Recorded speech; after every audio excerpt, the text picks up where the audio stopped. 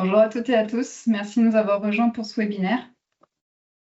Je vais lancer mon partage d'écran.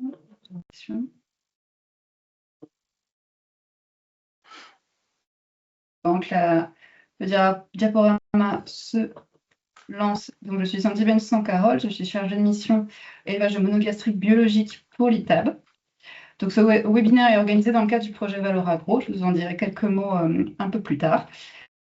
On va parler aujourd'hui de coproduits, d'alimentation animale, mais aussi de circularité des fermes et d'ancrage des fermes dans leur territoire. Donc, je suis accompagnée aujourd'hui d'Alix Perrin, qui est en stage de fin d'études avec l'ITAB, qui va m'aider notamment pour... Merci, bonjour Alix, qui va m'aider notamment pour les questions que vous aurez à poser. On va commencer donc avec des présentations. Donc, je suis accompagnée aujourd'hui d'Amandine Durpois et Pierre Guillemin de l'INRAE, donc l'unité agrosystème territoire ressources, ASTER, donc qui sont dans l'est de la France et qui vont nous parler du couplage et de l'ancrage territorial des élevages de porcs dans le département des Vosges. Donc, on aura leur présentation, quelques minutes pour que vous puissiez poser des questions. Et ensuite, on enchaînera avec une présentation de Laurent Alibert de l'IFIP, donc qui lui est plutôt dans le sud-ouest, et qui va nous parler de coproduits en production porcine. Donc, quelques consignes avant de commencer. Merci de garder vos micros coupés pendant les présentations pour éviter de perturber nos interlocuteurs. Et puis, si vous souhaitez poser vos questions, vous avez un onglet questions et réponses qui a été activé normalement, dans lequel, donc Q&R, dans lequel vous pouvez poser vos questions directement dans le webinaire. Je libère la main. Hop. J'arrête ma présentation et je laisse la parole à Amandine et Pierre et je vous laisse vous présenter avant de commencer la présentation. Je te laisse démarrer le temps que... Bonjour, je pense que vous nous entendez bien. Donc, Amandine Durpois, moi je suis ingénieure d'études dans l'unité de recherche agrosystème territoire ressources INRAE à Mirecourt, effectivement, comme l'a dit Sandy. Je suis en charge, je suis directrice adjointe de l'unité de recherche et je suis en charge sur l'installation expérimentale du suivi et de l'accompagnement de l'expé-système. Et j'ai aussi d'autres terrains d'études sur d'autres territoires dont on va parler un petit peu aujourd'hui. Donc bonjour, moi c'est Pierre Guillemin, je suis géographe dans l'unité avec Amandine et donc notamment je participe à ce projet pliage pour la circularité et l'ancrage territorial des élevages porcins bio. Et donc aujourd'hui on va vous présenter les résultats d'un stage qui a eu lieu dans le cadre de ce projet l'année passée à l'échelle du territoire des Vosges et on va articuler ça avec des résultats de notre projet expérimental sur l'installation voilà, à Mirecourt. Je laisse la parole à Amandine. Alors, on va essayer de vous présenter dans un premier temps les projets pour que vous compreniez un petit peu dans quel cadre ça se fixe. Donc, en fait, Pierre a parlé de pliage, mais en fait, l'historique, c'est quand même le projet Origami. Les deux étaient financés par le métaprogramme Métabio, métaprogramme INRAE Métabio. Donc, le premier était un consortium où le but était de travailler sur les leviers et les verrous pour le développement de l'élevage porcin en bio, où on était un consortium assez pluridisciplinaire de toute la France, où le but était de travailler sur des approches systémiques pour trouver des opportunités un peu commerciales et des pistes pour les actions publiques pour le développement du porc bio. Donc, on a mis en évidence des freins et des leviers et c'est suivi de ce consortium, du coup, un projet, le projet Pliage, pour travailler sur l'ancrage des filières porcines biologiques et en quoi cet ancrage peut participer à la dynamique des transitions agri-alimentaires territoriales. Donc, on a différents terrains d'études en Bretagne, en Sud-Ouest et en Nord-Est. Des stages sont en cours encore cette année, mais là, ce qu'on va vous présenter, c'est un stage qui a eu lieu dans les Vosges l'année dernière. Et en parallèle de tout ça, on a, au sein de l'unité de recherche ASTER, on a la chance d'avoir une installation expérimentale qui porte son expé-système. Et depuis 2016, est mis en place l'expérimentation PAPI, pour le petit nom polyculture polyélevage autonome conçu pas à pas pour l'alimentation humaine avec les ressources du milieu. On travaille sur 240 hectares Et l'idée, c'est de travailler sur un système diversifié, autonome, qui contribue le plus directement possible à l'alimentation humaine pour dégager de la valeur ajoutée et rémunérer aussi le travail agricole. Et on essaye de proposer des situations innovantes, tout en favorisant aussi les partages d'expériences et de savoir au sein de l'expérimentation système. Donc pour ce faire, on a diversifié l'ancienne Expé-Système qui était polyculture élevage basique Lorraine, en gros vaches laitières et puis culture, en introduisant des troupes ovins allaitants et porcines, et puis en diversifiant des pratiques d'élevage que pour les bovins laits. Et après, on a aussi, enfin, tout en même temps, on a participé aussi à l'insertion de l'agroforesterie au sein de ce dispositif. Et pour les cultures annuelles, l'idée, c'est vraiment d'avoir que des cultures végétales à destination de l'alimentation humaine. Donc, pour faire juste un petit focus sur l'agroforesterie, on a conçu un plan agroforestier, effectivement. Donc là, vous avez le schéma un petit peu de l'expérimentation système d'un point de vue très général. Je ne vais pas forcément détailler tous les éléments ici, c'est pas le but, mais c'est vraiment de vous faire un focus après sur quelques résultats de l'introduction de la troupe porcine qui est là ou qui n'est pas là. Comme vous pouvez le voir sur la gauche de l'écran, on a eu depuis 2016 8 troupes. On n'en a pas eu en 2022, pas eu en 2024 et pas en 2026. Et du coup, on va un peu vous expliquer pourquoi on en a et pourquoi on n'en a pas. Euh, Donc là, que ça soit l'expérimentation système ou aussi le projet pliage, il travaille quand même beaucoup sur la complémentarité entre culture-élevage autour de l'élevage, la complémentarité culture-élevage et autour de l'élevage de porc, et pas que au niveau des fermes, mais vraiment dans son insertion au niveau des systèmes alimentaires locaux. Donc avec, je pense, tout ce que vous avez quand même bien en tête, l'efficience des systèmes en polyculture, polyélevage très diversifiés, travailler sur la réduction des déchets alimentaires et retravailler et relocaliser sur les flux alimentaires.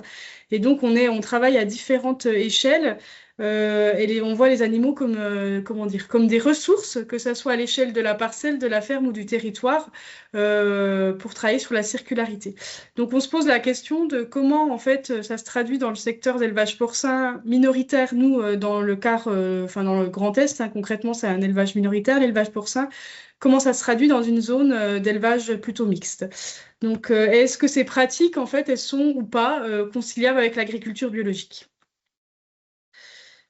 Pour revenir un peu sur les résultats et la conduite de l'expérimentation, enfin, ou de la troupe de porc au sein de l'expérimentation système PAPI, on n'a pas de bâtiment, on n'a pas de porcherie. L'idée, c'est vraiment qu'il soit complètement en plein air. Donc là, on voit bâtiment, mais en fait, c'est dans un ancien silo qu'on a remanié en bâtiment pour attendre la transition avant qu'il sorte dehors, surtout pour faire la transition.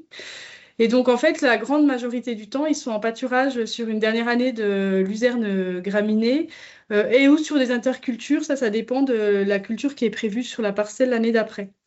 On dimensionne la troupe qu'avec les issues de tri qui sont présents sur le dispositif. Donc là, vous pouvez avoir les différentes troupes présentées dans le graphique avec la quantité et les différents types d'alimentation qu'ils ont eu par porc et par année.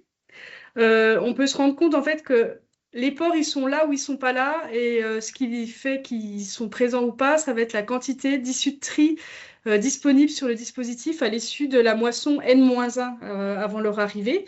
Donc vous voyez dans le graphe, il y a écrit céréales, mélange céréales protéagineux, protéagineux, oléagineux. C'est un peu de l'abus de langage parce que c'est vraiment du petit grain et des aliments qu'on ne pourrait pas valoriser en alimentation humaine. On a pu aussi avoir des lots déclassés et on a fait le choix de les garder et pas les vendre en alimentation animale pour pouvoir élever cette troupe de porc.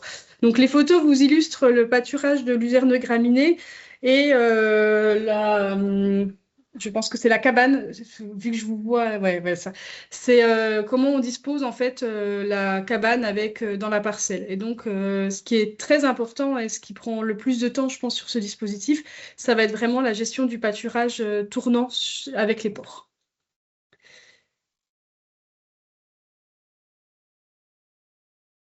On va y arriver. Tac, comme ça. Donc, d'un point de vue méthodologique, pour les approches à l'échelle territoriale, en fait, on a identifié l'an passé sur plus de 2000 exploitations dans le département 41 élevages porcins actifs. Et donc, Emma Mercier, la stagiaire, elle a réalisé 26 entretiens, donc surtout auprès de petits engraisseurs, parfois en AB, mais on le verra en fait parfois dans des fermes AB avec un atelier porcin conventionnel. Ce qui est caractéristique de ces élevages, en fait, des diversifications, c'est qu'ils sont souvent conduits sur paille, voire en plein air. Et donc, pour ce qui est de décrire ces ateliers de diversification, ils sont majoritairement associés à des ateliers d'élevage bovin, et notamment bovin, en bovin lait, voilà. Donc, on avait un guide d'entretien assez complété par des annexes un peu plus de type questionnaire, en fait, pour intégrer ces données aussi à un observatoire des flux alimentaires qu'on développe dans le département, relatif notamment aux informations sur les ateliers de transformation et de commercialisation. Tout ça a été intégré à un SIG finalement pour essayer de retracer les flux amont et aval de ces ateliers porcins. Et puis bon, vous verrez, il y a aussi une enquête de conduite de meilleure semi-directive pour essayer de comprendre les pratiques. Voilà. Donc ensuite, on a utilisé ces données en s'appuyant en partie sur des méthodes existantes, comme la méthode Nickel pour analyser le couplage entre culture et élevage qui a été développé par Gilles Martel et qu'on a essayé d'adapter et qu'on continue d'essayer d'adapter aux monogastriques et notamment aux porcs.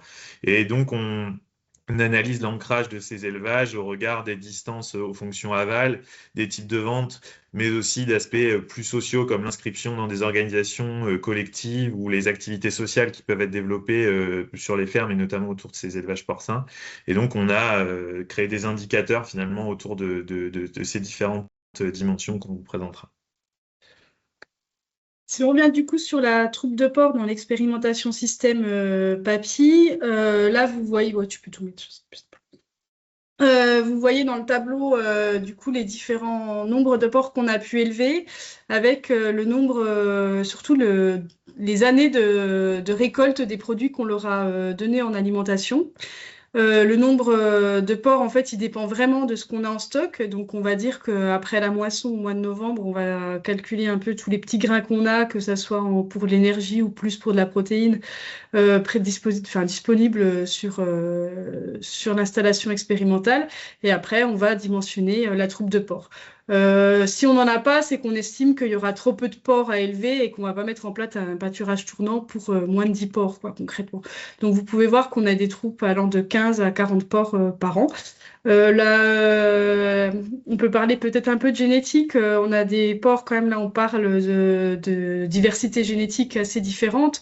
Entre les années 2017 et 2023 qui sont présentées sur ce graphe, on a quand même plus des tendances large white ou plus du croisement du roc ou piétrin, donc ce qui peut avoir aussi des incidences sur pas mal de choses comme le nombre de jours d'engraissement.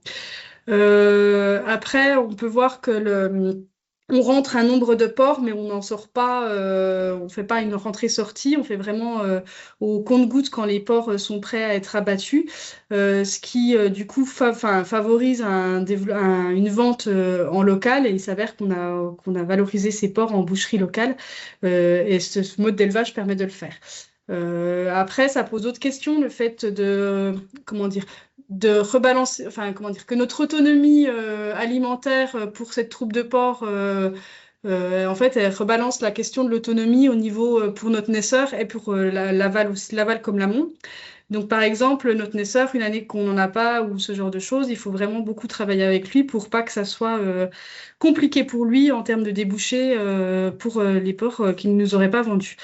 Après, ça nous oblige quand même à structurer un petit peu les choses avec la boucherie. Donc là, on a fait quand même beaucoup de tests et donc comment on a fixé les prix en tout état de cause, sans savoir vraiment comment on allait finir les porcs et avec l'aliment. Donc il y a ça aussi à prendre en considération dans le prix de vente. Et puis après, c'est vraiment sur la valorisation de cette parcelle, d'une partie de parcelle, entre guillemets, en luzerne graminée. Et ça nous permet, nous, d'analyser la durabilité et l'autonomie à différents niveaux au sein de la ferme.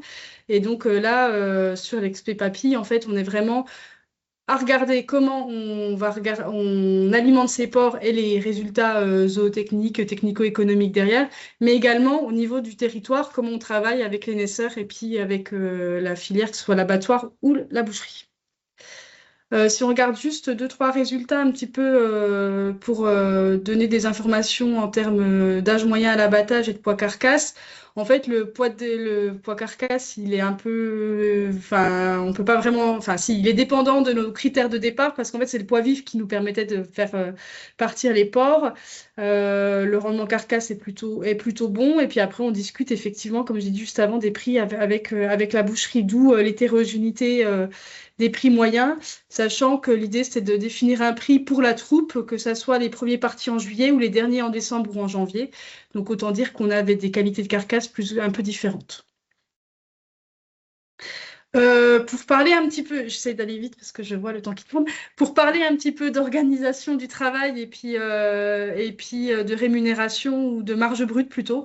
En fait, de mettre cette troupe de porcs en place au sein d'une ferme expérimentale où il n'y avait pas de porcs, ça a amené des nouvelles tâches, donc avec des nouvelles compétences effectivement à acquérir, que ce soit les transports à l'abattoir, l'acheminement de porcelets ou même la commercialisation. Après, il y avait des tâches qu'on faisait déjà, mais qu'on a en plus, à savoir l'installation de parcs. Bon, avec certes la biosécurité à prendre en compte, qu'on n'avait pas forcément à prendre en compte avant. Et puis la fabrication d'aliments qu'on faisait historiquement, ça n'a pas vraiment changé de choses. En termes de temps de travail agricole, il est assez difficile en fait d'estimer le temps de travail pour cet atelier. On a quand même fait pendant 2 ans un suivi très très précis des activités de tous les techniciens sur l'installation expérimentale. Et par exemple, en 2020, l'atelier porcin, c'est 3% du temps de travail à l'année. À contrario, bien évidemment, avec l'atelier bovin qui prend 33%, les cultures 21%, etc. Vous voyez sur la diapo. Ce qui est difficile en fait à estimer, c'est des choses, enfin du temps qu'on fait en même temps qu'on fait autre chose, quoi, en quelque sorte. C'est-à-dire qu'on fait le tour des parcs, et ben on va aussi faire le tour des parcs des porcs, et donc on passe 5 minutes dans la parcelle des porcs, et puis après on va faire tous les autres animaux. Donc il y a des périodes où on est à 15 minutes jour en fait, où on s'occupe des porcs, pas plus, parce qu'on a juste à leur emmener à manger en quelque sorte, et c'est tout. Après, on se rend compte qu'il y a aussi un apprentissage qui a été fait au sein de l'installation expérimentale et une expertise qui augmente au fil des années. On n'a pas trop pris de risques en termes d'investissement financier dans le sens où on a utilisé le matériel existant au début de la mise en place des porcs. Comme vous l'avez vu, la première troupe est arrivée en 2017. Et on a acheté un moulin qu'en 2022. On a utilisé un aplatisseur qu'on avait pour les vaches pour tester en fait au début avec toutes les difficultés et peut-être des croissances un peu moindres que ce qu'on a actuellement. On a utilisé des barrières ou des clés qu'on avait pour les ovins et on en a seulement acheté pour les porcs en 2023. Et après, ce qui est difficile à faire, c'est la part de frais pour cette parcelle de porcs, sachant qu'une partie des clôtures en fait sert aussi aux autres animaux. Si on regarde un peu la marge brute, en fait, en regardant un peu les charges, ce qui sont les charges les plus élevées, c'est les porcelets, le frais d'abattage et puis en fait la transformation qu'on fait de la vente directe. Il est aussi difficile d'analyser annuellement parce qu'en fait on a des porcs qui vont arriver d'une année et puis qui vont être vendus peut-être en janvier ou autre. Donc en lissant sur toutes les années avec le nombre de porcs, on arrive quand même à une marge brute, mais moi qui me pose beaucoup de questions dans le sens où il nous manque le pâturage et les aliments qui pourraient être vendus, mais du coup, en affectant quel prix? Parce que même si on prend de l'aliment fourragère, c'est quand même pas forcément le bon prix. Mais bon, ça, il faudrait qu'on revoie, mais ça permettrait, on va plus le détailler là cette année dans le cadre d'un stage qu'a lieu en ce moment. Donc, dans le temps qui nous reste, on va essayer de décrire ce qui se passe pour les ateliers porcins dans le reste du département, en commençant par l'analyse des flux amont. Donc, en fait, on se rend compte que la moitié des éleveurs trouvent du porcelet dans les Vosges, même si c'est un élément qui est problématique pour eux. Et quand c'est pas le cas, ils arrivent quand même à trouver des naisseurs dans les départements limitrophes, mais ça reste quand même un enjeu à chaque fois un peu de pression et de charge mentale à gérer. Ce qui est intéressant, c'est qu'on a beaucoup de systèmes sur paille et que là, on a des niveaux d'autonomie très faibles. Sur les 19 systèmes en paille, il y en a 16 qui en achètent et parfois de très loin, on a des provenances supérieures à 100 km qui d'ailleurs ne sont pas représentées là forcément sur la carte.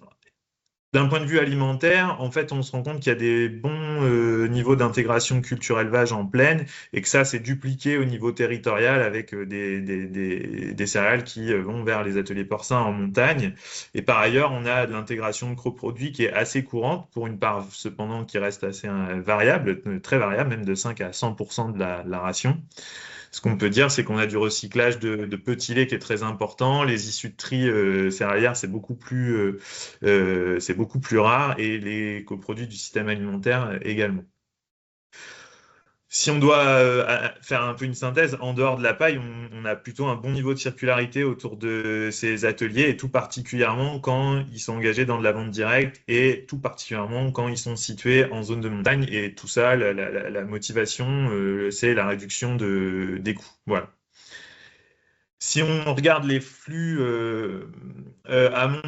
en zoomant sur ces questions de coproduits, on voit que l'intégration du lactosérum, pareil, peut contribuer à la ration de manière très hétérogène, puisqu'on va de 20 à 95% de la ration. Comme je le disais, on a beaucoup plus rarement de l'intégration de coproduits issus des grandes cultures ou des exploitations. Et en intégration territoriale, on va retrouver le petit lait, les pommes de terre qui dominent. Et par contre, ce qu'on constate, c'est qu'on n'a jamais d'approvisionnement en coproduits qui dépassent les 40 km et qui sont en fait structurés sur des logiques de gré à gré assez atomisées. On a évidemment des pratiques qui sont différenciées selon la taille des structures, même si on retrouve quand même un atelier conséquent qui arrive à atteindre 90% de la ration avec du petit lait.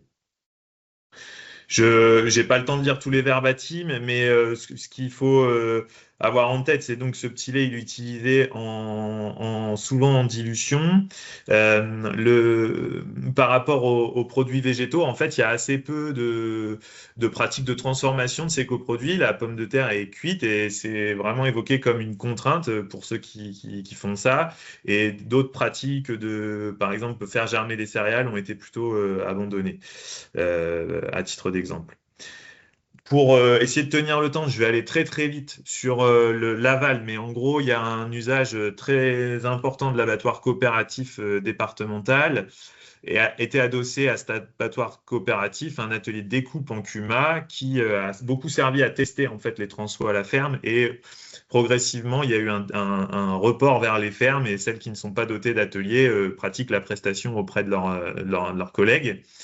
Et donc, globalement, on a une écrasante majorité de ventes en circuit court. Et il se trouve que ces circuits courts sont très majoritairement aussi des circuits courts de proximité, même si on a un éleveur bio qui se distingue un peu du reste en cherchant à cibler des prix plus élevés dans les grandes villes régionales. On a donc, je vous l'ai dit, scoré tout ça dans différentes dimensions pour essayer de produire une typologie de ces élevages porcins. Et donc, autant en parler directement par leur répartition géographique. En fait, c'est en montagne qu'on va retrouver les petits troupeaux de porcs qui vont être liés aux cultures de plaine, donc en intégration culture-élevage territoriale, ou en intégration élevage territorial, puisque c'est souvent lié à des ateliers dans d'autres élevages de montagne. Et puis, on a aussi, à l'inverse, des systèmes qui sont en intégration élevage à la ferme et qui utilisent des coproduits de la ferme. En plaine, on a de la coexistence de type plus varié, puisqu'on a de grands élevages porcins vraiment pas du tout intégrés et très peu ancrés au système local, alors que d'autres sont peu ancrés au système alimentaire local, mais pratiquent quand même l'intégration culture-élevage. Et puis, c'est là qu'on va trouver les rares élevages porcins bio dans des exploitations bio. C'est plutôt en plaine qu'on les retrouve.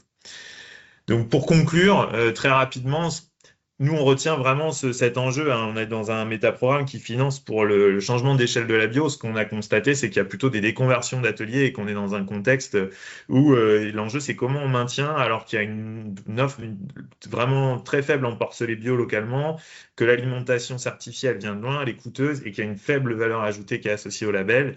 Et en parallèle de ça, il y a une très forte image de marque à la montagne autour de ces petits ateliers de diversification en paille, adossés à des élevages bovins où il y a un travail d'image qui est assez fort. Et par ailleurs, les complémentarités, elles sont réelles et aujourd'hui, elles permettent de maîtriser les coûts. Et la demande, en fait, attend à la fois des produits typiques, mais aussi bon marché. Donc, il y a ici une tension agroécologique entre la certification bio et les principes de circularité qui guident l'agroécologie pour le bouclage des cycles au niveau local. Donc, nous, l'idée, là, c'est d'approfondir, en fait, les enquêtes et la grille d'analyse de cet ancrage des élevages porcins, et notamment en essayant de vraiment plus focaliser sur ceux en bio cette année. Puis, on a quelques recommandations en lien aux projets alimentaires territoriaux avec qui on travaille autour de l'identification de la disponibilité des sous-produits qui ne seraient pas encore utilisés dans les filières agroalimentaires. Et derrière, ça soulève des questions de coordination de la collecte. Il y a des enjeux de santé animale, mais aussi de santé humaine. Il y a des rapports de l'ANSES récents qui mettent ça en avant. Et puis, là, il y a avec tout un sujet sur comment on pourrait aussi collecter des coproduits spécifiquement en bio. Et dans le cas des Vosges, il y a une recommandation qui sort un peu de cette question de circularité, mais il y a un vrai défaut de conseils techniques, de services vétérinaires autour de cet élevage. Et donc, dans la mesure où la Chambre d'agriculture ne souhaite pas s'investir sur cet appui, sur ce conseil, ben, il y a vraiment une opportunité pour nous, pour le réseau bio, de se positionner. Voilà. On vous remercie de votre attention. Merci. Merci beaucoup. C'était très intéressant, intense, mais très intéressant. Est-ce qu'on a des questions parmi nos participants? Oui, moi, je note pas de questions dans l'onglet d'interaction de questions, mais s'il y en a qui en ont à l'oral, vous pouvez en poser. Ouais, moi j'en aurais une. Je ne sais pas si vous m'entendez. Oui. Oui. Super. Bah, merci beaucoup pour la présentation. Moi j'avais une question justement par rapport à cette coordination de collecte. Est-ce que vous avez vu des exemples d'éleveurs qui s'organisent pour toute la gestion logistique? Et je pense par exemple à la drèche de brasserie pour la conservation, pour éviter de faire 1 milliard de trajets pour aller chercher la drèche. Est-ce que vous avez vu des exemples qui vont dans ce sens? Dans les Vosges, on n'a pas tellement vu d'exemples dans ce sens-là. Vraiment la collecte de coproduits, que ce soit vis-à-vis des fermes, mais aussi vis-à-vis des ateliers de l'agro-industrie ou du petit artisanat agroalimentaire, c'est vraiment des relations de gré à gré atomisées qui sont très peu souvent formalisées, contractualisées. Au mieux, l'éleveur arrive à intégrer ses collectes à des tournées, enfin à des trajets, des navettes pendulaires par exemple, des trajets domicile-école. Mais non, vraiment, c'est ce qui nous semble faire défaut. Et par ailleurs, il y a un vrai challenge vis-à-vis du rôle que pourraient avoir les acteurs publics là-dedans. Il y a des enjeux qui sont tant organisationnels que réglementaires si on quitte le seul exemple des drèches, mais qu'on pense à tous les coproduits potentiellement disponibles, notamment ceux des restaurations collectives. Ouais. Ok, merci. Julien a une question aussi. Oui, bonjour toutes et tous. Julien Sauvé, éleveur en Bretagne, au nord de Rennes. J'ai été surpris, alors peut-être que la diapo est passée vite, mais sur vos prix de vente, autour de 3 euros et quelques. Du coup, je voulais avoir plus de pression parce que ça me paraît vraiment faible. En tout cas, c'est même plus bas que le niveau entre guillemets, du porc bio en circuit long. Donc, je voulais avoir plus de pression sur ça. C'est une vraie question, hein, l'échange qu'on a avec la boucherie et comment on définit le prix. Sachant que voilà, on a des années on a 10 porcs, on a des années on a 20 porcs, on a des années on a 40 porcs. Et du coup, et puis des fois je dis on va tester des choses, je suis pas trop sûre de ce que ça va faire et ce genre de choses. Donc voilà, effectivement on peut monter à certains prix, des fois on est plus autour de 4,50, hein. Mais vu la prise de risque, l'hétérogénéité, enfin bref, c'est un peu comme un accord avec aussi la boucherie, donc c'est difficilement mis en parallèle avec une ferme lambda, et c'est pour ça que j'ai mis tous les petits guillemets possibles quand j'ai dit ça, parce que effectivement on est tout à fait conscient que les prix de vente sont beaucoup plus bas et on pourrait les vendre plus cher ailleurs, mais la question c'est aussi comment on inclut la boucherie dans nos réflexions en termes de recherche. Elle participe énormément en fait à des visites avec nous et autres, où elle prend le temps de le faire. Et voilà, c'est pas que le prix de vente qui est à prendre en compte, quoi. Puis il y a un peu le transfert de vulnérabilité aussi Oui. vis-à-vis d'elle, c'est-à-dire que même si c'est pas l'essentiel de ses appros, si je ne m'abuse, il y a certaines années, elle doit quand même se passer de Oui. cet approvisionnement-là. Donc, enfin, même si ça structure peut-être pas la construction du prix, mais dans le partenariat au global, c'est à prendre en compte, quoi. Oui. Mais c'est pour ça que c'est une vraie question, hein, Julien, sur la définition du prix gré à gré. Merci. On prend une dernière question. Je vois que le temps avance et après on passera à la deuxième présentation. Monsieur Mohamed, vous avez une question? Oui, donc bonjour à tous. Ouais. Merci pour ce travail, bravo. J'ai deux questions assez globales. Une, vous avez mentionné dans une de vos diapositives que vous souhaitez faire une analyse durabilité.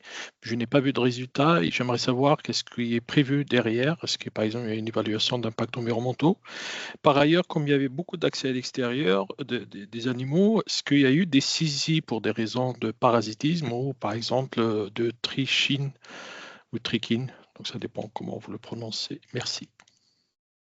Bon, on est d'accord. Vas-y, commence.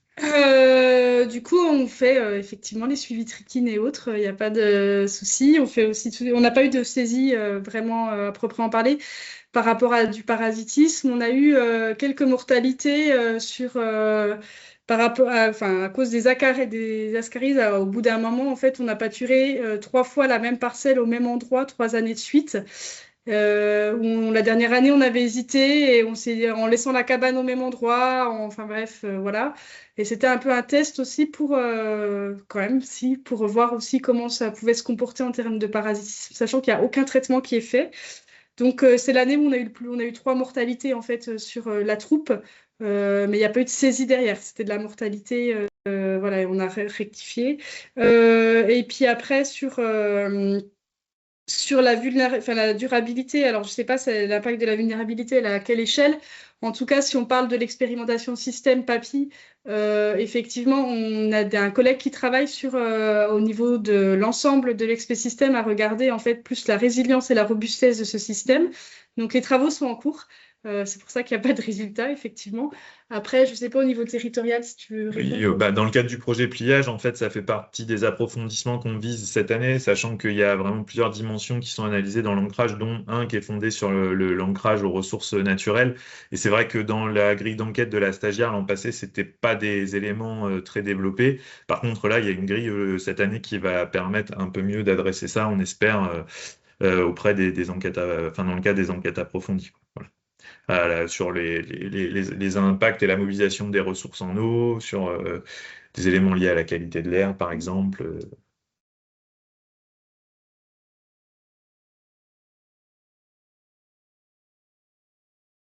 Juste, Pauline Georges a apporté une petite précision dans la conversation. Donc, elle se présente, elle travaille pour l'association Cochon Noir de Provence. Il travaille actuellement sur l'intégration de la drèche de brasserie aux rations. Il se pose pas mal de questions sur le stockage de la drèche, possiblement sur les brasseries, pour optimiser la logistique. Et donc, si certains d'entre vous ont des expériences sur l'ensilage de drèche de brasserie ou autre, vous pouvez lui transmettre vos contacts ou vos retours. Merci pour la lecture. On aurait bien envie de dénoncer un collègue qu'on salue, d'ailleurs. Du coup, Pierre, si tu as des éléments que vous voulez me transmettre, vous pouvez le faire par mail et je pourrais faire passer ensuite par la suite. Donc oui, le temps file, donc on va passer à la présentation de Laurent. Merci pour la présentation, merci pour les questions. Et Laurent, je te laisse charger ta présentation. Oui, bonjour.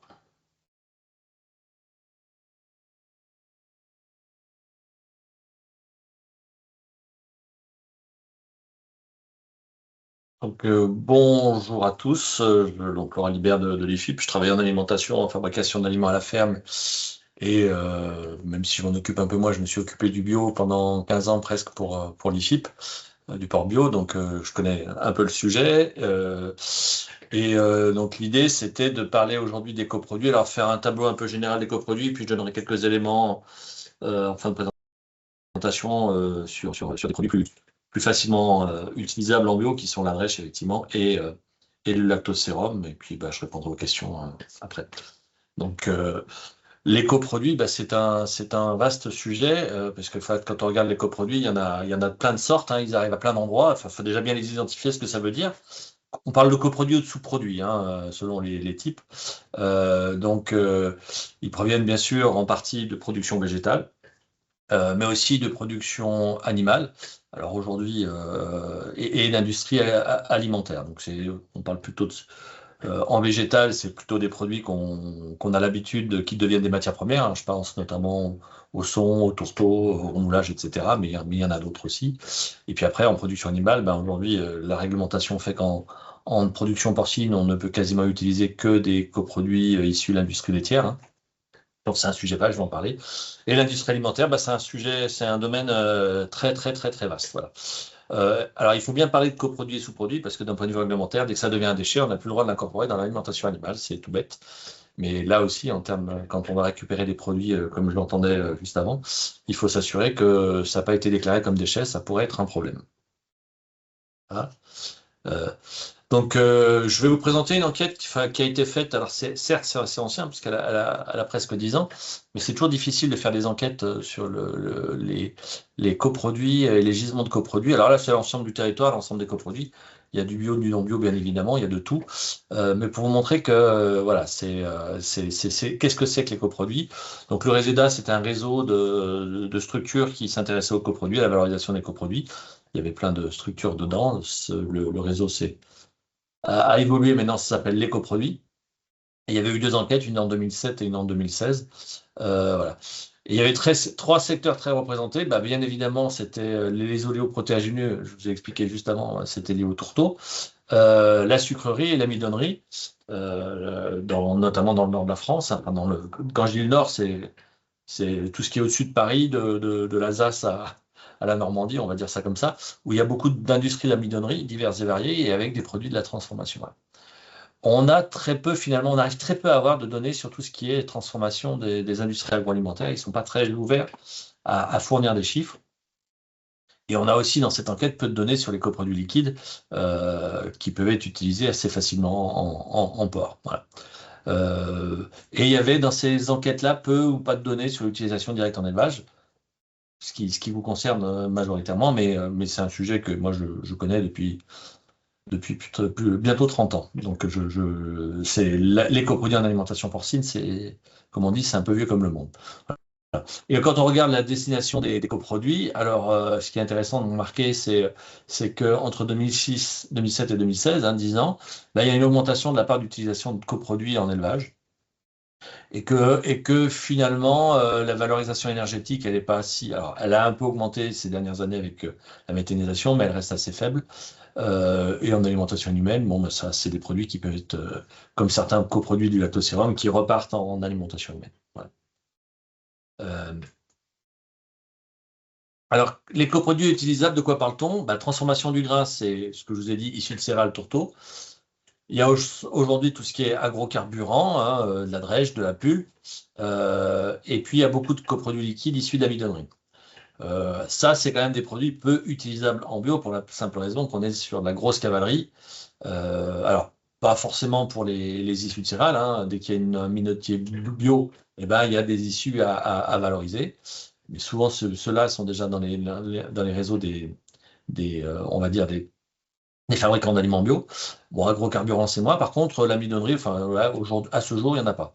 Industrie laitière, alors là, quand je dis industrie, c'est tout ce qui est production laitière. Là, il y a beaucoup plus de choses qui peuvent être disponibles, y compris en bio, les plus connus sont bien sûr le lactosérum. Dès qu'on transforme un produit laitier en fromage, on a un lactosérum, il y a le bas beurre. Mais il y a aussi plein de choses qui peuvent arriver avec des volumes plus ou moins grands autour de la transformation du lait, les crèmes dessert, les glaces. Si vous avez des petites industries en bio qui font des yaourts, des crèmes glacées ou des choses comme ça, à un moment donné, ils ont forcément un coproduit. Parce qu'il y a tout bêtement sur une glace un changement de parfum. Dans le tuyau, il y a un mélange de parfum, ça ne se vend pas, mais le cochon le valorise, par exemple. Il y a aussi des problématiques de date courte. Par exemple, sur les yaourts, si vous avez c'est pas date courte, date dépassée, sur certains produits laitiers, on peut être amené à valoriser ça. Alors, il y a une autre difficulté derrière, donc c'est ce qu'on appelle les CAS, les produits déclassés. Dès qu'on a des produits un peu comme ça, emballés, il y a un problème, c'est le désemballage et le traitement des déchets d'emballage qui sont un coût, donc il faut y penser. Et après, on a tout ce qui est produits boulangerie, biscuiterie. Et là aussi, il y a encore un vaste sujet. Et là aussi, en bio, il y a encore je vais dire plus facilement que sur l'amidonnerie, il y a des produits, puisque à partir du moment où vous avez une biscuiterie ou des gens qui transforment le blé pour faire du pain, des biscuits, etc., il y a un potentiel de valorisation par le port de tous ces produits. Et aussi des biscuits avec défaut d'emballage. Ça, c'est aussi un filon qui peut être valorisés, mais avec toujours le souci de la gestion des déchets derrière. On a les coproduits de la transformation des fruits et légumes. Alors, il y a des très gros produits dès que vous avez de l'industrie de la pomme de terre. Bon, on a parlé tout à l'heure de pommes de terre, des cartes de tri, par exemple. Alors, le bémol de la pomme de terre, c'est qu'il faut absolument la faire cuire. Voilà. Il y a aussi des écarts de tri de légumes secs, lentilles, pois, petits pois et autres légumes secs. Mais aussi tout ce qui est de la transformation à proprement parler des fruits et légumes, donc de la confiture, des purées, des jus, des compotes, tout ça peut être valorisé par le porc. Alors, autant tout ce qui est légumes secs, bah, c'est très intéressant au porc parce que c'est de la protéine et de l'amidon, et c'est assez bien connu. Je mets un petit bémol sur les autres produits, tout ce qui est confiture, jus de fruits, compote, c'est qu'on est sur des produits qui sont quand même très riches en eau et pas si riches que ça en termes de valeur nutritionnelle pour le porc, donc il faut pas trop en abuser quand même, hein. Voilà. Et après, il y a on en a parlé beaucoup, hein, des issues juste avant de boissons, hein, du vin, de la bière, puis d'autres boissons, hein. Et le plus répandu et le plus connu, et le plus facile à utiliser, c'est les levures de bière liquides, j'entends bien. Alors, il existe des levures déshydratées, mais celles-là, elles sont dans un circuit utilisation en circuit long, mais en circuit court avec des micro-brasseries ou des petites brasseries. Marc de pomme, la vinasse, tout ça, ça peut être valorisé en production porcine, bon, à condition de bien les valoriser. Donc, il y a quand même beaucoup de choses. Et puis après, alors, j'ai entendu tout à l'heure, on a parlé de déchets de cantine, enfin, déchets retour de cantine. Là, c'est un vrai problème, tout ce qui est plat préparé. Alors, il y a énormément, il y a un volume, là, pour le coup, énorme. Il y a un gros problème, c'est qu'il n'y va pas d'y avoir de produits carnés. C'est un des problématiques de la valorisation à ce jour des restes de cantine, c'est qu'il faudrait faire des tris séparés de viande, pas viande. Voilà. Donc ça, c'est un peu un problème. Par contre, il y a quand même des produits qui existent, hein. J'ai en tête des pâtes à pizza, par exemple, qui sont valorisées par les porcs. Il peut y avoir des fins de matières premières, des nettoyages de circuits, des erreurs de fabrication, mais avec cette contrainte, pas de produits carnés. Voilà. Sinon, c'est rédhibitoire. C'est pas possible de l'utiliser. Alors, c'est une histoire ancienne, la valorisation des coproduits, j'ai envie de dire, parce que si on remonte, le cochon, il a toujours mangé les restes qu'on mangeait pas, les épluchures, les choses comme ça. Et en fait, il y a eu un développement dans certaines zones de la production porcine autour de la valorisation de l'industrie agroalimentaire. Un des plus beaux exemples, ça va même jusqu'à l'IGP saucisse de Morteau, hein, c'est l'IGP saucisse de Morteau qui impose de donner du lactosérum au cochon pour avoir l'IGP saucisse de Morteau. Donc il y a bien quand même un lien fort entre la valorisation des coproduits et le porc. C'est vraiment sa nature. Il est vrai que c'est facilité dès qu'on a un atelier un peu conséquent par la machine à soupe. Quand on est en distribution sur des petits ateliers, bah, ça impose de réfléchir au système, de faire attention à ce qu'on distribue. Parce que, alors j'ai envie de dire aussi attention j'ai entendu tout à l'heure des 100% de coproduits. Je n'y vois absolument pas d'inconvénient, mais à un moment donné, il faut compter parce qu'il faut aussi que les cochons aient assez de nourriture, assez d'éléments nutritionnels pour lui permettre sa croissance, parce que j'ai vu parfois des cas où on était tellement sur des petits élevages, le cochon il finissait par coûter cher, parce qu'on nous donnait beaucoup de produits et finalement il n'y avait pas assez de nutriments pour le faire pousser. Donc au bout d'un moment, ça peut être un problème. Donc c'est des petits instants de vigilance à avoir. Voilà. Et les questions indispensables à se poser, bah, c'est la quantité disponible, c'est évident. Si on veut alimenter ces cochons sur un long terme, alors il faut à la fois être en capacité de prendre de manière régulière chez un fournisseur, mais aussi en avoir assez pour pouvoir alimenter son porc de manière un petit peu rationnelle. Mais il n'empêche qu'on peut avoir des utilisations saisonnières ou occasionnelles de certains coproduits, c'est pas interdit, hein, voilà. Après, ce qu'il faut regarder, c'est la régularité du produit en qualité. Alors, qualité, c'est un mot qui veut dire plein de choses. Il y a des qualités nutritionnelles pour le porc, puis après, il y a des qualités sanitaires aussi, quand même. Il faut faire un peu attention. Tous ces produits, je mets un peu à part le lactosérum, qui en général est acide, donc se conserve assez bien Alors c'est bien, ça ne veut pas dire forcément très longtemps, hein. Je n'irai pas conserver du lactosérum pendant un mois en plein été. Il va y avoir des petits soucis, des évolutions qui ne seront pas forcément très très bonnes dedans. Mais il faut faire attention à ça. Par contre, cette qualité sanitaire, elle est à contrôler, à vérifier. Alors le risque, il n'est pas tant pour le produit fini que vous allez vendre à vos consommateurs, mais plus pour la santé des animaux et de ne pas avoir de soucis derrière en élevage, quoi. Ce qui est important, c'est de connaître un peu le produit. Donc le fournisseur peut-il fournir les analyses? Souvent, quand on est sur des petits ateliers, non. Mais ça vaut le coup, si c'est un produit qu'on va avoir pendant de nombreuses années, d'envisager de faire une analyse à minima de matière sèche, protéines, quelques critères qui nous permettent de savoir ce que ça vaut. Alors j'ai parlé du produit, la stabilité du produit et niveau de conservation. On peut, dans certains cas, rajouter des levures, des ferments qui permettent de stabiliser le produit pour le conserver quelques jours. Voilà. Je dis quelques jours, hein, je ne parle pas souvent de quelques semaines quand même. Voilà. Et puis de regarder bien sûr avec les équipements nécessaires, aller chercher, tout à l'heure j'entendais parler de légumes avec des bacs, c'est possible. Dès qu'on a des produits un peu liquides, faut quand même envisager quelque chose d'un peu plus robuste pour aller le récupérer et puis le distribuer, parce que si on alimente les porcs au sol, le liquide, il faut investir dans des auges linéaires pour alimenter les animaux. Donc tout ça, c'est à réfléchir. Qu'est-ce que ça va me coûter? Qu'est-ce que je vais y gagner? Ne pas négliger le temps, hein, parce que tout ça, c'est aussi du temps de travail, donc il ne faut pas le négliger. Voilà.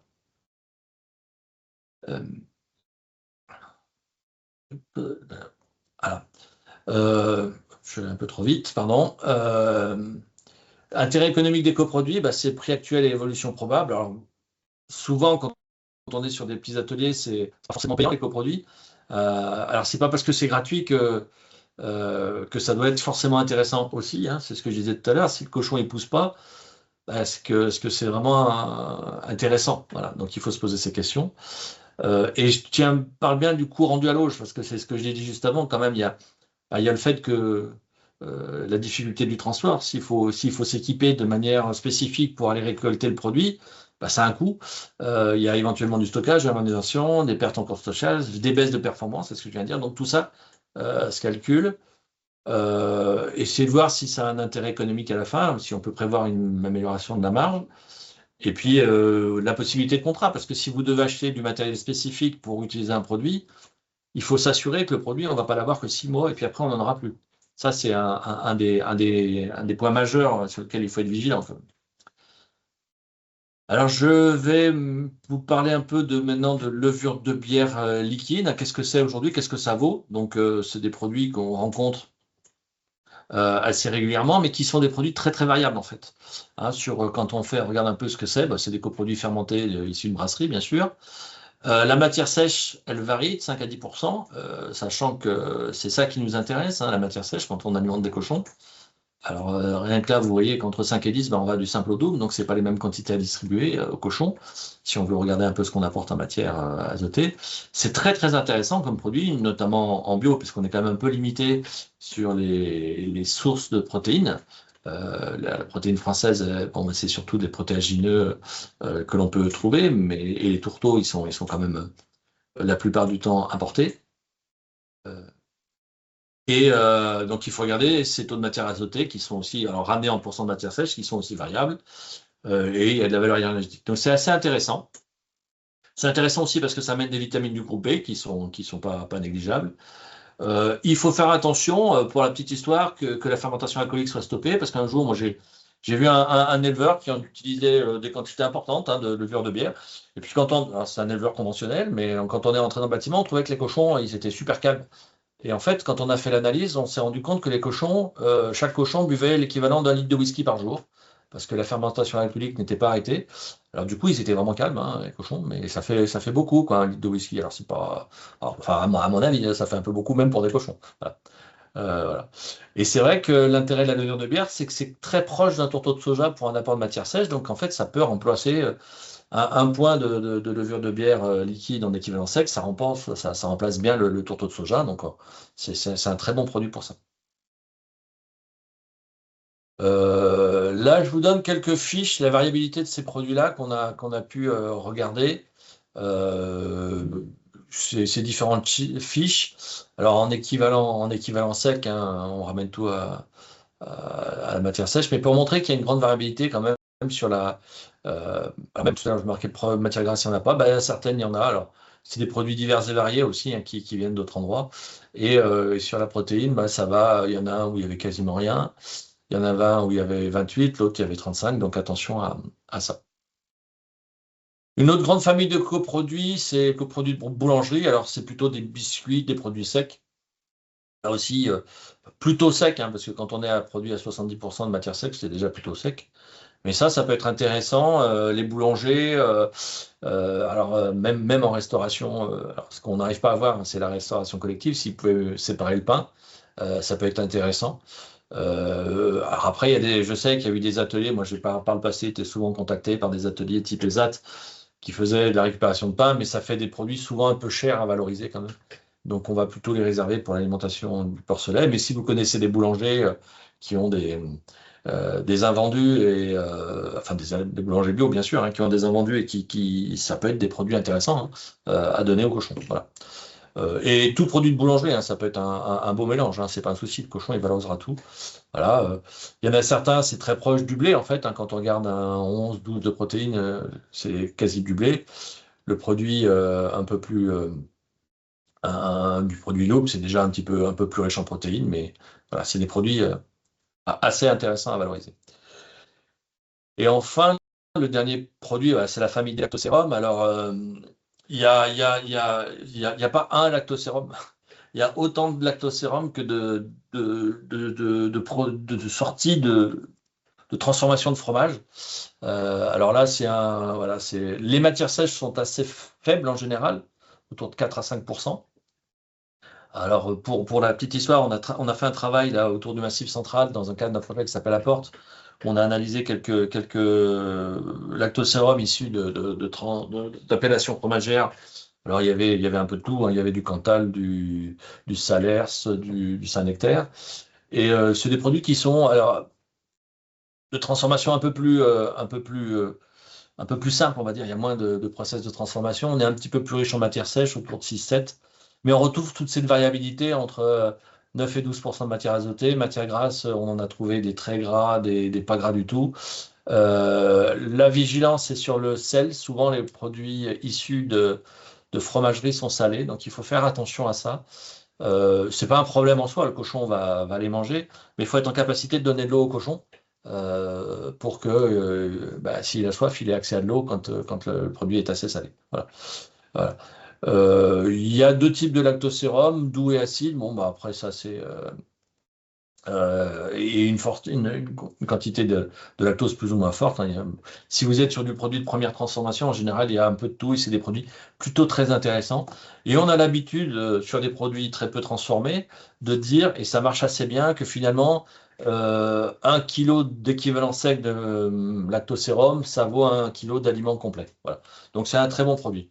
Après, les quantités, j'ai envie de dire, c'est les capacités du cochon qui vont vous le dire quelle quantité vous donnez en constant. Enfin, on peut en donner 5, 6, 7, 10 litres, 15 litres. Ça dépend ce que le cochon va être en capacité de manger au quotidien. Donc, il n'y a pas en soi de soucis spécifiques à l'utilisation de ces produits. Voilà. Le seul bémol, c'est que l'acide se conserve un tout petit peu mieux parce qu'il est acide par définition, donc il y a un peu moins de développement possible. Le doux, il est plus fragile en conservation. Voilà. Mais souvent, c'est des produits qu'il faut quand même utiliser dans la semaine quand même. Voilà. Sinon, après, il faut envisager des systèmes de réfrigération qui vont être hors de prix et compliqués à gérer. Voilà. J'ai fini ma présentation. Je suis ouvert aux questions. Je ne sais pas s'il y en a déjà. Merci. Il n'y a pas de questions dans l'onglet, mais peut-être qu'il y en a qui en ont. Donc, si vous en avez, vous pouvez les poser maintenant.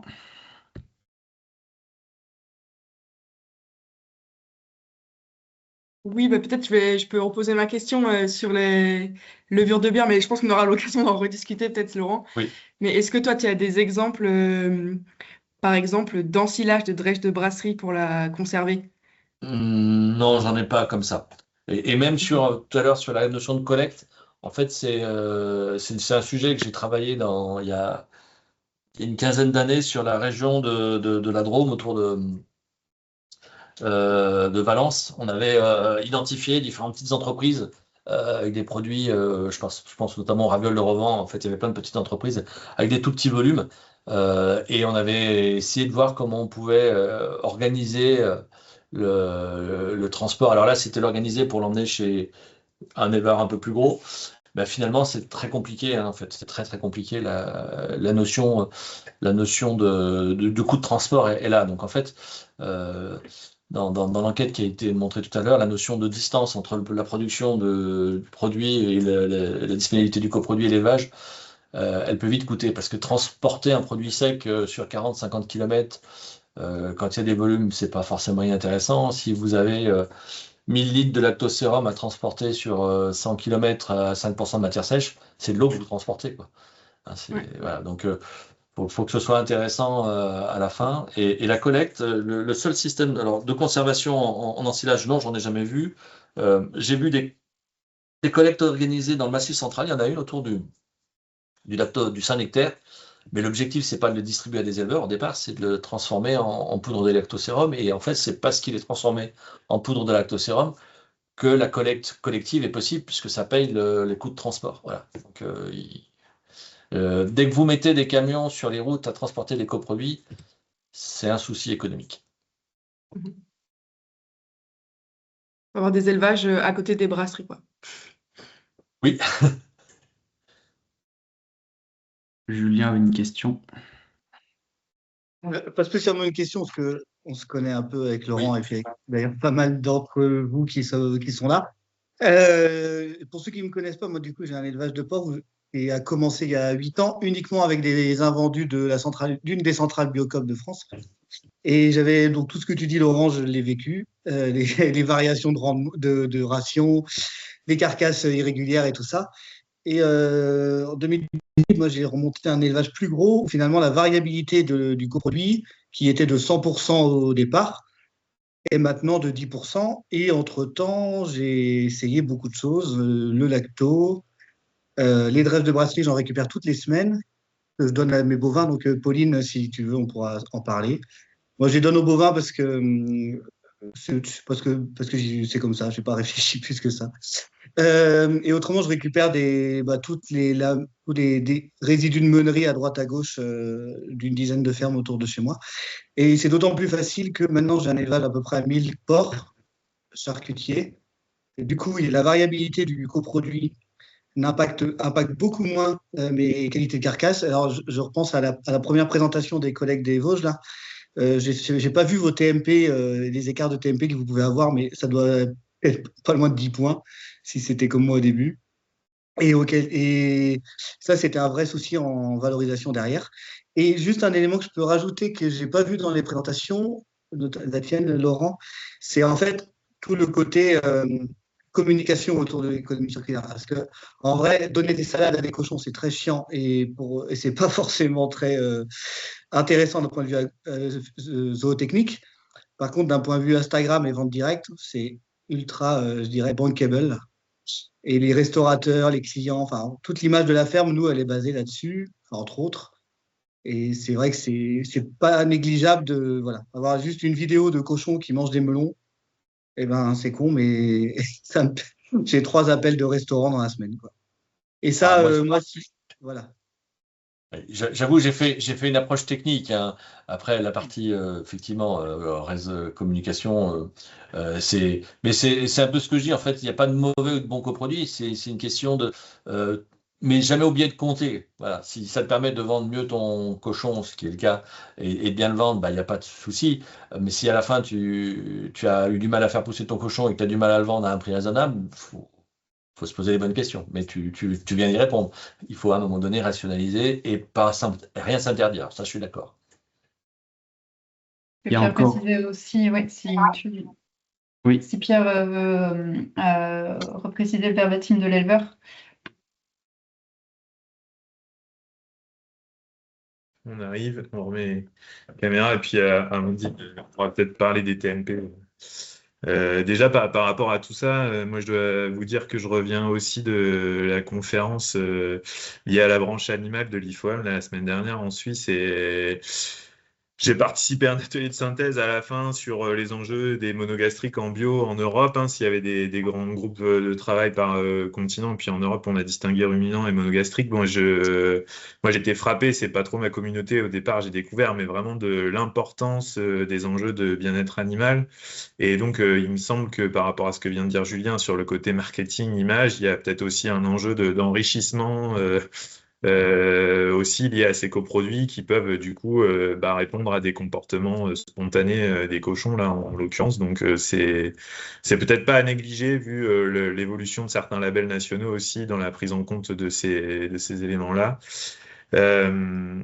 Oui, et donc par rapport aux parts de ration conséquentes qui sont assurées par des coproduits, c'est vrai que le seul exemple qu'on a à 100%, c'est cet éleveur qui est aussi en système plein air avec des gascons ou des durocs et qui vend typiquement aussi à des restos étoilés, pas simplement aussi en boucherie, voilà, et qui fait de l'élevage selon des conduites qui sont peut-être pas très standards, mais en tout cas où les enjeux de bien-être animal là sont pas, enfin c'est plus des enjeux de rentabilité peut-être qu'il faut se poser, mais pour le coup il est résout par le segment de marché sur lequel il se positionne. Ouais. Oui, c'est pour ça que je dis si on a un segment qui le permet, il n'y a pas de souci, j'ai aucun problème. Après, on n'avait pas autant de variabilité que tu dis, Julien, sur les TMP ou autres, mais ça dépend ça dépend des cohortes, pour être très honnête. Et puis, ça dépend de comme tu dis, ce qu'on a en variabilité sur la ration qu'on leur donne. C'est un écho. Vous m'entendez bien? Oui, c'est bon. Ok. Et du coup, il y a des années en fait où on avait en termes d'énergie, pas des choses en termes de céréales où il y avait plus de la cosse que du grain, quoi, par exemple, ou qu'on aplatissait. Et quand tu regardes les déjections, ça pose la question de la valorisation. Et du coup, derrière aussi de tout ce qui est GMQ et puis état d'engraissement et autres, quoi. Mais ça, je pense qu'on a quand même réussi à gommer. Et en fait, le fait de piloter par le GMQ nous a permis un peu de rétablir un peu, de travailler sur cette ration, quoi. Et en fait, vu qu'on est sur une ferme expé, nous, on va peser nos cochons tous les 10 jours en changement de parcelle. Et en fait, ça nous a permis de piloter, d'apprendre en expertise aussi sur comment aussi bien mener cette troupe au pâturage. Et je pense qu'il n'y a pas que la ration qui fait une différence, il y a aussi la montée en compétences et en connaissances des collègues qui n'étaient pas forcément, il n'y avait pas de port sur le dispositif au début, quoi. Voilà. Merci. Il y a une question autour des ferments. Est-ce qu'il existe des ferments de conservation du lactosérum? Oui, il existe des produits. Alors, j'ai pas de nom en tête. Je suis désolé, j'ai pas de nom. Mais à partir du moment où vous avez un lactobacille, donc il y a des grandes maisons, je vais pas les citer, qui vendent des produits pour faciliter type probiotique. Et il y a des maisons qui fournissent ça. Moi, j'ai plus en tête de noms commerciaux, donc je vais pas vous dire de bêtises. Mais certains éleveurs sur certains voilà, pour des conservations, pour des mélanges. Pardon? C'est un réensemencement en fait. Oui, c'est des réensemencements qui mettent de temps en temps. Alors, il y a pour citer un autre exemple, par exemple, dans le sud-ouest, on a une industrie légumière assez forte autour de la carotte, des landes et tout ça. Et quand on a des jus de lavage, ces jus, ils sont très riches en eau. Donc, il y avait quelqu'un qui avait développé un mélange de ferments qui permettait d'améliorer la fermentation. Ça permettait de diminuer la part en eau et d'augmenter la valeur énergétique de ces produits, donc mieux valorisés par le porc. Voilà. Donc, il y a des petites choses qui existent. Hein. Bon, après, c'est plus intéressant. Il y a eu par le passé, on y mettait des acides. Je déconseille l'utilisation d'acides aujourd'hui, c'est quand même moins terrible. Après, voilà.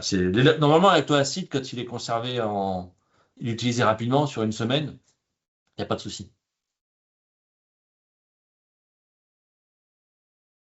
Oui, on a une remarque de Nicolas, donc pardon, j'ai pas votre nom de famille, qui nous disait de prendre garde au goût de la viande avec le lactosérum. Est-ce que vous pourriez donc préciser votre remarque?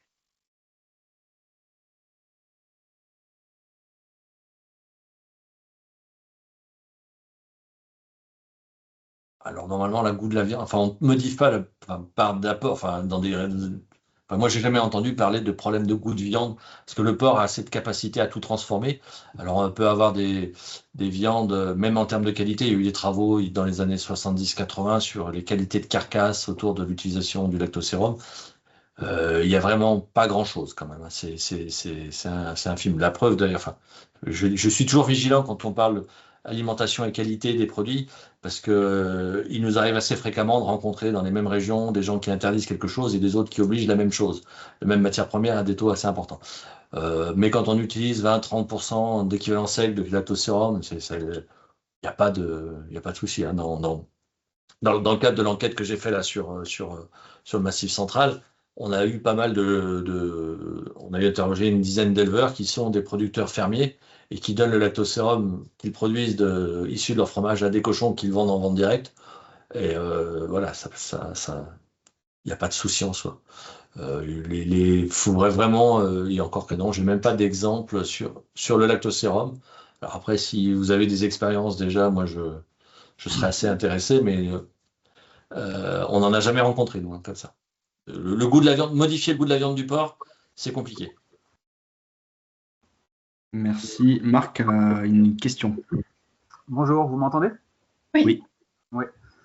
Moi, j'élève mes cochons quasiment uniquement avec du lactosérum de notre fromagerie et le son issu de notre fournil. Et je me demande comment repérer la perte, en fait, parce que ils mangent du petit lait à volonté.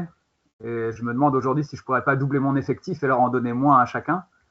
Je sais pas comment repérer la limite, en fait, dans l'alimentation. Enfin, ce que je leur donne qui n'est pas nécessaire, qui est gaspillé, quoi.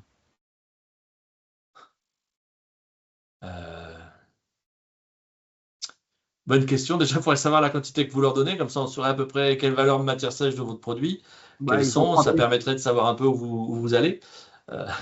Ils ont plusieurs dizaines de litres par jour par cochon. Ouais. Je pense qu'il y a du gaspillage, plusieurs dizaines de litres quand même. Ça dépend de la matière sèche, mais si c'est un bon produit à 7% de matière sèche, voilà, il faudrait leur donner. Il y a forcément du gaspillage. Ouais. Après, alors le problème de donner que des produits liquides comme ça à des cochons, c'est que forcément ils en mangent beaucoup, parce qu'il y a quelque chose qu'ils n'ont pas avec les lactosérums, c'est l'effet de satiété. Alors d'où vous parlez de son, c'est intéressant de le mettre en plus, mais de le mettre en même temps. C'est-à-dire plutôt mettre le son et mouiller le son. Pourquoi je dis ça? Parce qu'en fait, il faut que le cochon il ait l'impression d'avoir son estomac plein pour pouvoir moins manger. Voilà. Parce que et à un moment donné, de toute façon, ce qu'il mange, il ne le valorise plus parce qu'il n'est plus en capacité de le valoriser, il le gaspille. Mais en fait, il va parce que c'est pas un animal qui mange que liquide, il mange solide. Alors il doit manger, s'il est en plein air, il doit manger d'autres choses, hein. Il doit fourrer, mais il a besoin d'un volume quand même de matière première qui va ralentir sa digestion. Donc le fait de rajouter du son, c'est intéressant. Et moi, je mettrais plutôt du son et du lactosérum en même temps, donc ça limiterait la quantité de lactosérum et ça peut augmenter la quantité de cochons produits. Après, je ne sais pas combien vous en produisez et jusqu'où vous pouvez le faire. Voilà.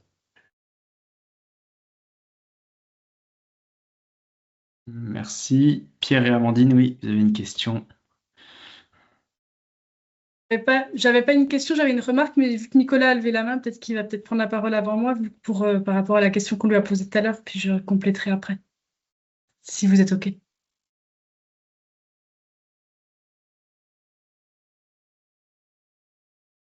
n'y a pas ton micro, Nicolas.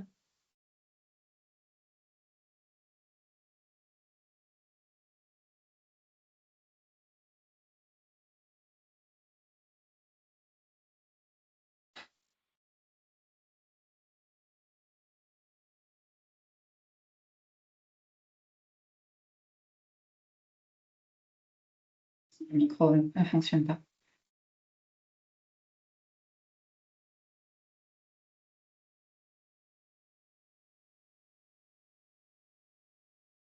Du coup, je reprends la main, vu qu'on n'entend pas Nicolas, ça vous va? Oui, il nous a mis un message. Donc, il est éleveur dans le Cher. Il transformait l'élevé d'Aurillac toutes les semaines dans le Cantal. Beaucoup de producteurs utilisent le lacto de leur transformation fromagère. Les gens dans ce secteur sont reconnaissables. Ben, c'est pas du goût, Nicolas, on se connaît aussi, on a eu l'occasion d'échanger dans le cadre d'un projet, dans le cadre d'une journée technique, je me souviens bien. Les odeurs, normalement, c'est pas le lactosérum qui va faire les odeurs, c'est autre chose. Je sais pas ce que c'est, mais c'est autre chose. Parce que moi, j'ai eu l'occasion d'en goûter aussi dans des produits comme ça. Après, la qualité de la viande, et il faut bien voir qu'elle est liée à d'énormément de choses. Produits acides, ça peut être plein de choses. Et une des premières choses, c'est pas l'alimentation, c'est tout ce qui concerne l'ajeûnement, les conditions de pré-abattage, les conditions d'abattage, le froid, et là, c'est plus mon domaine d'activité. J'ai des collègues et il y a plein de gens qui en parlent bien mieux que moi. Mais c'est pas l'alimentation. Il faut voir que l'alimentation du porc et la qualité de ses produits, il y a plein de choses avant. Il y a l'âge d'abattage, il y a les conditions d'abattage, il y a le poids de l'animal. Il y a plein de choses. La seule chose qu'on sait quand on parle d'alimentation et qualité en porc, c'est ce qui concerne le gras du porc, voilà, c'est-à-dire la composition du gras du porc, éventuellement. Alors, bien sûr que ça joue sur le profil d'acide gras, mais normalement, il n'y en a pas, ça dépend des produits, voilà. Mais c'est pas de la viande, voilà. Et le goût, c'est pas le lactosérum qui peut le donner. Faut voir ce qui, voilà, on va pas, faut peut-être pas aller trop loin là-dessus. Il faudrait savoir déjà ce qu'ils font pour pouvoir dire ce qu'il en est. On sort du sujet un peu, je suis désolé. Tu voulais réagir, Amandine? Alors, je sais pas, Julien, si c'était là-dessus ou pas ta remarque, mais moi, c'était du coup, tu es allé pile sur où je voulais aller, Laurent, en fait, par rapport au gras et à la transformation en fait du porc. Nous, on a quand même eu quand on avait des rations quand même qui étaient très riches en certaines légumineuses, quoi, pois chiches, pois carrés et autres, enfin déchets de pois chiches, pois carrés et autres là. Autant dire que ce soit sur la couleur ou la capacité, la tenue à la transfo, ce genre de choses, on peut avoir des retours par rapport à la boucherie, si tu préfères. Donc là, pour le moment, nous, dans l'expé, on n'a pas fait de qualité organoleptique, transfo et autres. On le fera sûrement pour la suite dans les futurs expés qu'on va mettre en place. Parce que mine de rien, même si oui, effectivement, tu dis il y a beaucoup de choses qui rentrent en compte dans la viande, mais il y a aussi le gras quand même qui est important. Oui, le gras, je parle bien du gras, j'ai bien précisé le gras. Ouais. Et du coup, le gras quand même, quand par exemple on a sur des petits élevages ou même de la vente directe où on transforme le cochon entier, quoi. C'est pas du mélange de cochon, si je puis me permettre cette expression. La tenue à la transfo, elle est quand même très importante et du coup, quand on a des rations qui changent, et ben ça peut poser des questions, quoi. Donc c'est des choses nous qu'on a observées quand même sur certains aliments qu'on donnait et que je donne plus trop à certains moments ou autres, quoi, par rapport à ça, quoi. C'était juste un petit retour d'expérience. Il faut faire attention. C'est là aussi, c'est pareil. Il faut vraiment faire attention parce qu'en fait, il y a le profil de l'acide gras. Alors, vos collègues de l'INRA ont travaillé bien plus que moi sur les profils d'acide gras et qui ont des incidences sur la qualité du gras. Après, il y a la quantité de gras, bien sûr. Ça, c'est évident. Si vous avez à un moment donné, plus l'animal vieillit, plus il dépose de gras. Alors, il y a un effet type génétique plutôt que race entre les types mâles, les types femelles, ce que vous avez, voilà, il peut y avoir plus de gras. Donc ça va avoir Mais il y a quand même, et là aussi, tous les gens qui ont travaillé sur la qualité sont sur les qualités de transfo. Il ne faut pas négliger, il y a le type de gras, mais il y a surtout tout ce qui est conditions pré-abattage et post-abattage, notamment les froids chocs et tout ça, qui ont des conditions. Moi, j'ai fait abattre des cochons dans le cadre d'expé à Villefranche-de-Réal où je suis. Les cochons, ils avaient un gras dégueulasse. Ils n'étaient pas pires ils étaient les mêmes que d'autres. Pourquoi? Parce qu'en fait, il n'y avait pas de froid choc derrière. Donc en fait, le gras se tenait pas, la viande se tenait pas. Donc en fait, il y a des choses qui sont pas forcément liées. On pense que ça peut. Alors, la nutrition va jouer sur le dépôt de gras, on est bien d'accord, et sur la qualité de ce type de gras, dans la mesure où si on a des gras monoinsaturés, on aura plus de gras monoinsaturés. Si on a des gras polyinsaturés, on aura plus de gras polyinsaturés dans le gras du cochon. Ça, c'est chimique, biochimique, mécanique, comme on veut, et c'est très lié. Voilà. Ça a été clairement montré par l'INRA. Voilà. Mais après, tout ce qui est composition, faut vraiment faire gaffe à ces conditions autour de l'abattage, quoi. un animal stressé va faire une viande qui va être plus acide. Un froid pas bien maîtrisé en sortie de la chaîne d'abattage, eh ben, va créer des animaux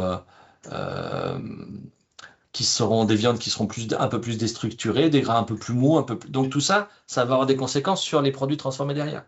Voilà. Donc il faut faire attention. C'est vrai qu'on met toujours tout sur l'alimentation. L'alimentation du porc, depuis 30 ans que j'y travaille, il a le dos sur tout, mais en fait, il faut être vraiment vigilant. Il y a plein de choses. Hein. Voilà. Mais sur la qualité des gras, oui, ça c'est sûr. Sur la qualité par la composition du gras. Je prends peut-être beaucoup de temps sur ce sujet, il faudrait peut-être que je me taise. On va prendre une dernière intervention. C'est Julien, si je ne me trompe pas, qui a souhaité partager. Tout a été dit, c'est un peu dans le même sens. Nous, on avait de la transfo sur la ferme, mon frère transformait, et on l'a observé plus, par exemple, avec le maïs, quoi. Mais il y a les rations maïs ou sans maïs, et ben, tu n'as pas du tout le même comportement en salaison. Alors, j'imagine que pour le lactose, c'est pareil. Donc, ça revient sur les profils alors, le terme, la profil d'acide gras. Ouais, et c'est ça. voilà. Et donc, nous, on n'a plus de maïs. Enfin, moi, j'ai plus de maïs dans mes rations. Enfin, en fait, il a vu la différence. Quand j'étais en tout aliment fafé, autonomie sur la ferme, mais en fin de saison, moi, j'achetais de l'aliment complet avec du maïs. Et il m'a dit, mais qu'est-ce que tu as fait au cochon? Là, ça n'a rien à voir, quoi. C'est plus la même viande. Voilà. Et juste par rapport aux questions, effectivement, dans le chat, je me permets de répondre. Je ne vais pas vous donner une réponse tout de suite, mais je note la question et je vais vous dire que ça sera fait pour la fin de l'année. Comme ça, vous aurez accès aux données. Comme vous avez vu sur notre diapo, on a un gros séminaire à la fin de l'année à mi-cours. On revient sur 10 ans d'expérimentation système et on est en train de travailler toutes les données des 10 dernières années là. Et du coup, les questions sont. Il est temps si vous avez des données que vous voulez qu'on travaille ou des questions particulières, il est temps de vous les faire parvenir parce qu'on est en plein dedans. Et on n'a pas analysé tous les aliments qu'on a distribués au porc. On a analysé une grande partie, mais pas tous. Parce que ça fait une diversité, mais on pourrait quand même faire effectivement un petit focus dessus. Et de toute façon, toutes nos données seront disponibles sur nos archives ouvertes, où on a un entrepôt de données aussi accessible via notre site internet. Mais après, on nous trouve assez facilement. Donc, si vous avez des questions spécifiques, vous pouvez nous faire un mail. Mais j'ai bien noté.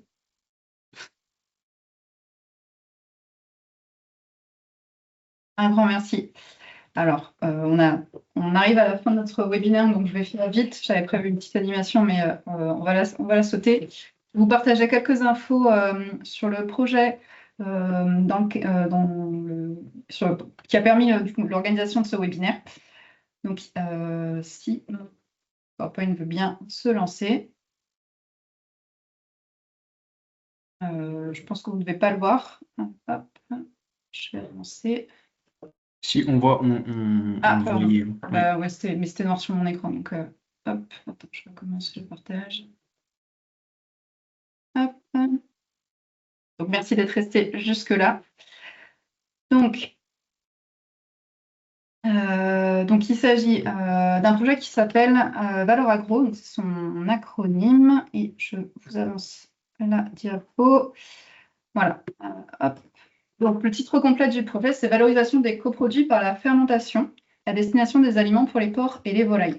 C'est un projet européen qui implique plusieurs pays. Donc, le chef de pilote le pilote du projet est en Belgique. Et nous travaillons avec des partenaires qui sont aux Pays-Bas, en Allemagne. Et donc, le partenaire français, c'est l'INRAE, avec lequel l'ITAB travaille. Donc, le concept du projet, c'est de partir des principes de l'agroécologie, d'utiliser l'agroécologie comme outil de transition vers des systèmes agricoles qui sont plus durables. L'idée, c'est d'appliquer donc les principes d'écologie au système pour les rendre plus durables, pour garantir une utilisation qui est génératrice et non destructrice des ressources, mais aussi des services écosystémiques qui sont rendus par les systèmes, pour répondre aux besoins des systèmes alimentaires socialement équitables, c'est-à-dire où les agriculteurs reprennent la main et les consommateurs aussi sur leur système, sur les produits qu'ils consomment. Ces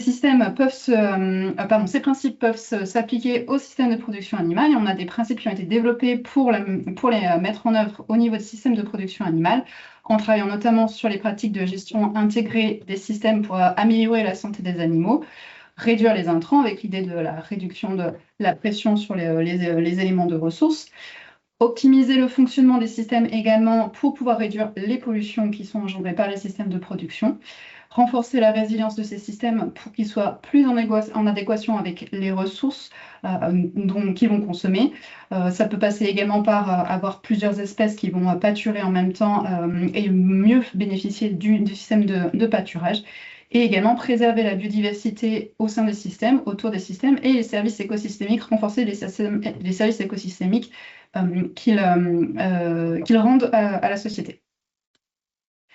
Les objectifs de Valor Agro, c'est de mettre en œuvre donc, ces principes, donc de trouver un moyen pour rendre les productions animales mixtes ou biologiques de porc et de volaille plus durables. Ça passera donc par la valorisation des flux de coproduits par fermentation. Donc c'est pour ça qu'aujourd'hui on a parlé de coproduits. On se pose à l'intérieur du projet pas mal de questions sur les flux de coproduits, lesquels sont disponibles sur les ressources et comment mettre en place le processus de fermentation sur les fermes. Quels aliments est-ce qu'on va pouvoir utiliser, quels coproduits est-ce qu'on va pouvoir utiliser avec les aliments et comment est-ce qu'on va les incorporer? Quel va être l'impact aussi sur la ration que l'on va donner aux animaux? Est-ce qu'on va permettre d'améliorer par l'étape de fermentation l'efficacité de l'utilisation des nutriments? Donc il va y avoir une caractérisation des analyses qui vont être faites pour regarder d'un point de vue nutritionnel mais aussi digestif des coproduits fermentés qu'on va donner, mais également du mélange avec l'aliment.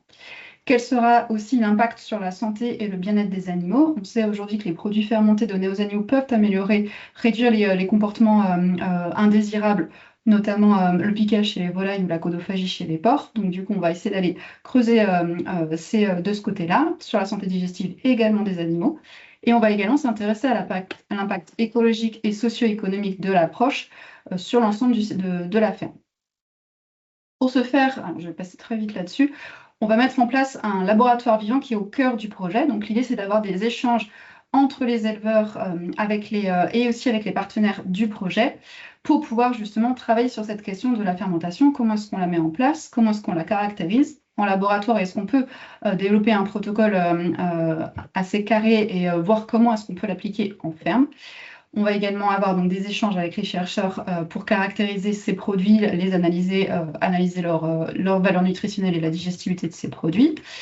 Il y aura également donc, des études sur les performances, la santé et le bien-être des animaux, donc des échanges avec les chercheurs qui travaillent sur ces questions-là, et sur l'impact économique, social au niveau des exploitations agricoles. Hop, pardon, je passe très vite l'animation. Et donc, je lance mon appel à contribution. Donc, on cherche des participants pour notre laboratoire vivant. Donc, des fermes. Donc, en France, on a décidé de travailler sur le porc uniquement. Donc, on cherche des fermes biologiques avec ou sans atelier porcin. Donc, si vous n'avez pas d'atelier porcin, mais que vous avez des coproduits et que vous cherchez à les valoriser, vous serez les bienvenus. L'idée, c'est d'avoir au sein du laboratoire vivant des mises en relation qui soient possibles. Évidemment, on cherche des éleveurs de porc qui sont intéressés par cette question, mais également des conseillers ou des animateurs qui viendraient nous aider à animer et réfléchir autour de cette mise en pratique de la fermentation en ferme. On cherche des producteurs de coproduits. J'aurais dû mettre entre guillemets producteurs, mais que ce soit des agriculteurs qui ont des coproduits, mais aussi ça peut être des industries agroalimentaires qui ont des coproduits ou des magasins ou des plateformes de distribution qui seraient intéressés par le sujet pour participer. Donc c'est toujours cette idée de mise en relation et réflexion à l'échelle des territoires, comment est-ce qu'on peut fournir des coproduits pour la fermentation. Également, des personnes qui ont une expérience de la fermentation lactique pour nous aider dans le processus, le matériel, la logistique qui peut être à utiliser. L'idée du laboratoire vivant, c'est d'avoir 1 à 2 réunions par an en fonction des besoins, des réunions plutôt courtes pour échanger entre les participants du Living Lab et aussi avec les partenaires du projet, puisque l'idée, c'est que ce soit un processus itératif, donc tout au long du projet, d'avoir des échanges. Quels sont les coproduits qui peuvent être testés? Du coup, ça, on a eu une première phase avec les autres partenaires du projet. Aujourd'hui, on a des coproduits qui sont en cours de test en laboratoire et ainsi de suite. Ensuite, quand on mettra en place en ferme la fermentation et échanger en fait, entre personnes en fonction des coproduits qui sont utilisés et du matériel qui peut être mis à disposition, par exemple. Il y aura aussi 3 essais rémunérés qui vont être mis en place une fois que l'on aura déterminé le protocole carré qui peut être testé en ferme. Donc ça, c'est optionnel. Je vous en dirai plus si vous êtes intéressé pour participer au laboratoire. Donc voilà, j'ai été un peu vite sur mon appel à contribution, mais si vous êtes intéressé, n'hésitez pas à nous contacter. Vous pourrez notamment nous le signaler avec le questionnaire de satisfaction qu'on va vous envoyer à la suite du webinaire. Mais vous pouvez aussi me contacter sur mon adresse mail, vous allez la voir apparaître à la fin du diapo. Juste avant de vous libérer, je vous fais une autre annonce, c'est que notre prochain webinaire sera autour des aliments fermentés. Donc, on continue dans notre processus d'info et de partage d'infos sur l'alimentation des cochons. Donc, cette fois, on se focalise sur les aliments fermentés. Comment est-ce qu'on procède? Quelles sont les connaissances connues aujourd'hui? Quels sont les bénéfices pour les animaux? Quelles sont les questions qui sont aussi en suspens? Et donc, vous pouvez déjà noter la date. Ce sera le 18 juin à 13h30. Donc, c'est un jeudi, comme aujourd'hui, à 13h30. Et le lien d'inscription va arriver très prochainement. Voilà, il me reste à vous remercier nos présentateurs, vous remercier d'avoir participé et d'avoir échangé autour du sujet. Et n'hésitez pas à nous contacter si vous voulez en savoir plus.